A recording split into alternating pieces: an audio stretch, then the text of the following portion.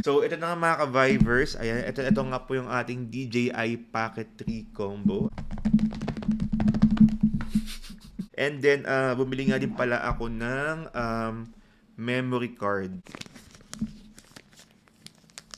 Ang tawag dito, Carlo? Nagko-call a friend ako.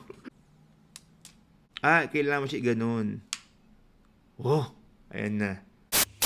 Hello mga ka-Vibers! Yes, we are back. Grabe, ang tagal po nating walang vlog para po sa YouTube channel na ito. Oh, pero thank you Lord, we are back.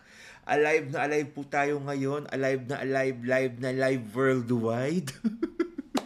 So tayo nga po ay bumili ng DJI Pocket 3 combo. Actually nahihirapan ako dito maghanap kung saan-saan akong naghagilap, no? Hanggang sa meron nga po akong isang napuntahan diyan mismo sa Bertis North. Nakalimutan ko yung pangalan ng staff pero babatiin ko na nga lang po yung Urban Gadget. Ayan. So, dyan mismo sa Bertis North. Dyan daw bumili si Tony Fowler last time ng kanyang DJI Pocket 3 combo. Ayan, so super excited akong i-unbox to. Dapat daw pag i-unbox, bibidyohan, di gawing content, di ba? So, ito na nga mga ka-Vibers. Ito nga po yung ating DJI Pocket 3 combo. Ayan. So, para lang ma-feel nyo. And then, bumili nga din pala ako ng memory card. Okay. So, ayan. So, ito yung mismong unit. DJI Osmo Pocket 3 creator combo. Ayan. So, bumili nga po ako nito para lang din talaga sa ating trabaho. So, ang bili ko nga po dito mga ka-Vibers is 37,490. Okay. Sa totoo lang, naghanap ako sa Green Hills, naghanap ako sa Mega Mall. Hindi, sa Mega Mall, sa Podium, kung saan-saan. Wala talaga. As in, wala talaga akong makita. Sa Green Hills meron, pero grabe ang tataas ng mga presyo kasi alam nilang nagkakaubusan nga. So, imagine, may nakita ko doon, 38.5, no? Tapos meron pang service charge pag card ang ginamit.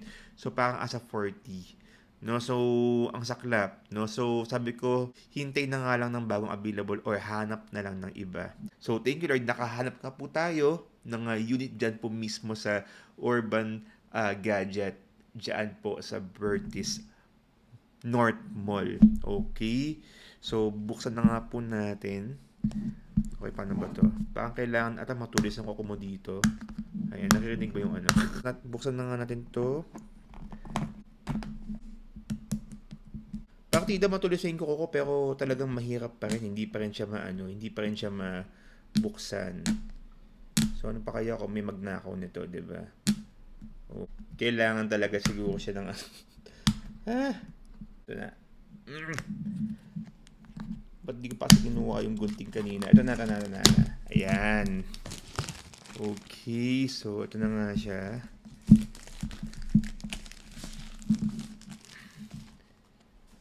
Wow. So, meron pa ditong seal. Nakasealed siya. Ayan. Okay. So, isa. Dalawa. Perfect. Ayan. So, ayan. Mas maganda sa taas tayo mag-start. Dito natin buksan. So, ito na nga. Buksan na nga natin. Ito na siya.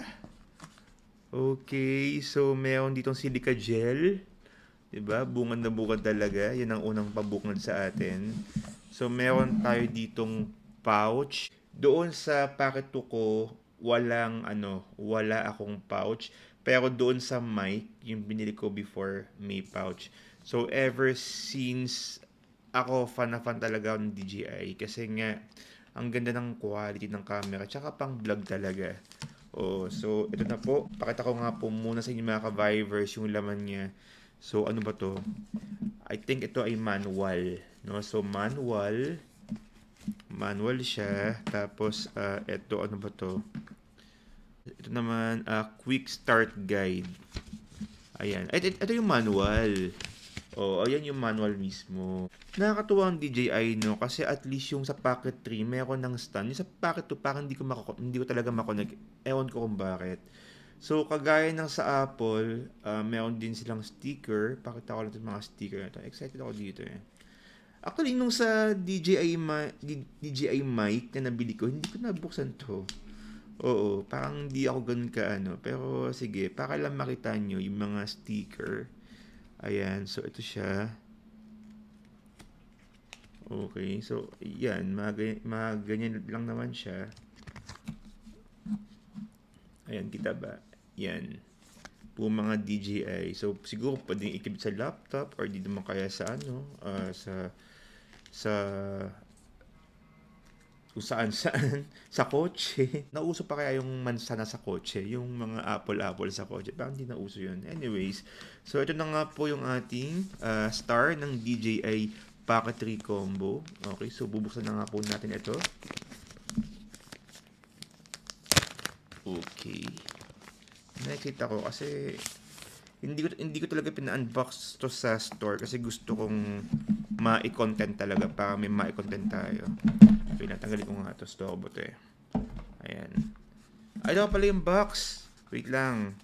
Kailangan pabitin tayo. So, ito muna yung box. Ang buksan natin. So, ano to?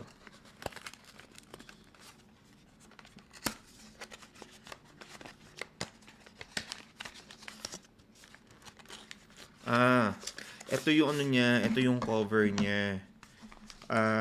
May mga napapanood daw ng mga vlog na ano daw, na hindi daw maganda yung cover na to for your DJI Pocket 3 Combo kasi daw ano, ewan ko kung nakakagasgas ba o ano.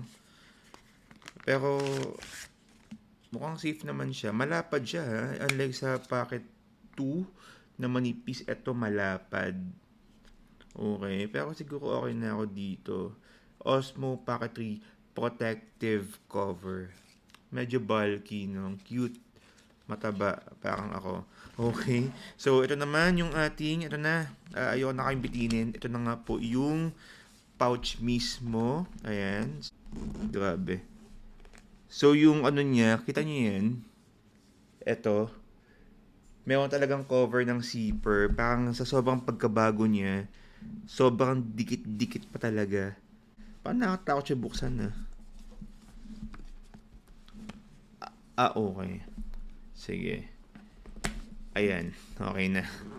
Ayan, akala ko naman kaya hindi nabubuksan dahil yung block na nag-guard sa zipper hindi talaga nabubuksan. Okay, so ito na nga. I think ito yung ano, yung parang 'di ba? Bumibili ako ng mga ganito, hindi ko naiintindihan yung mga function yan. Okay. So ito yung parang kinakabit sa ibaba. No, parang ang pagkakaalam ko sa Pocket 2, ito yung, kung doon nagkakamali, parang ito yung kinakabit para magkaroon ng, ano yung mic. Oo, hindi ko alam kung anong tawag doon. Basta yun. Pero kasi, ewan ko, ang alam ko talaga, ito yung parang receiver sa mic kung doon nagkakamali. Kasi kapag hindi ko kinakabit sa Pocket 2 ito, parang hindi nakukuha yung mic. Ewan ko kung ganun din yung effect sa iba. Tapos dito rin yung saksakan ng sa USB or charger pag kapag charge mo siya. So I think this is the ano rin, yung battery niya mismo, ito yon. Okay, of course, nako, meron na rin tayong mic. No, ang kinaibahan nga lang dito sa mic na ito, at sa Pocket 2, parang ano lang siya, parang very ordinary yung finish, pero ito, transparent na. Parang yung sa mic din nila, yung mga binibentang single na mic. Pero sa DJI mic na nabili ko kasi, may magnet. Ito wala. Okay, so ikakabit mo lang siyang ganun. Okay, so ganun siya. Tapos, ito yung inaabang ko talaga kasi nung nagkaroon nga ako ng Pocket 2, parang di stable yung stand niya. So ngayon, meron na nga siyang stand. Natutuwa, ito yung isa sa mga dahilan kung ba't ako bumili talaga ng DJI Pocket 3. Ayan, yung stand din niya kasi at least hindi ka na maaano, hindi ka na mahihirapang itayo siya. Kasi sabi ko nga last time sa Pocket 2, ewan ko, hindi ko alam kung baka hindi lang marunong magkabit o ano, pero hindi talaga stable kahit anong gawin ko. Okay, so ito naman yung, ano to? Aha. Parang ito yung mahaba, ito yung maikli. Okay, so hindi ko alam kung tama ba yung pagkakaano ko. Pasensya na, hindi tayo techie, no? Ang habol lang talaga natin dito is camera. Oo, well, mapag-aaralan naman natin 'yan, pero pareha silang may ano, pareha silang may panuksok, no, para dun sa unit mismo. I think this is the battery po. Ayan, may mahaba, may maikli. No? Siguro baka ganun. Hindi lang ako sure. And, meron din tayong yung ganito. Yung para sa, parang ano, parang, ang tawag dito, Carlo? Nagko-call a friend ako. Okay. Yung may balahibo, ganyan. Pang ano, no, pang noise reduction. Tsaka ito, para medyo hindi maligaw yung unit mo, ibubuhol mo lang to sa ano, sa unit. Okay, para ganoon lang, di ba? O, hindi, pag halimbawa nasa, ano ka, nasa biyahe ka, hindi mo basta-basta mawawala kasi nga nakalagay sa kamay mo. And ano pa to? Ang dami mga sorpresa nito ha. Okay. Ah! Ito yata yung magnet. Magnets. Ah, hindi. Lens. Ito yung lens mismo na importante talaga sa atin kasi ang maganda kay DJI kapag may lens yung DJI mo, medyo ano siya, medyo nakakapayat.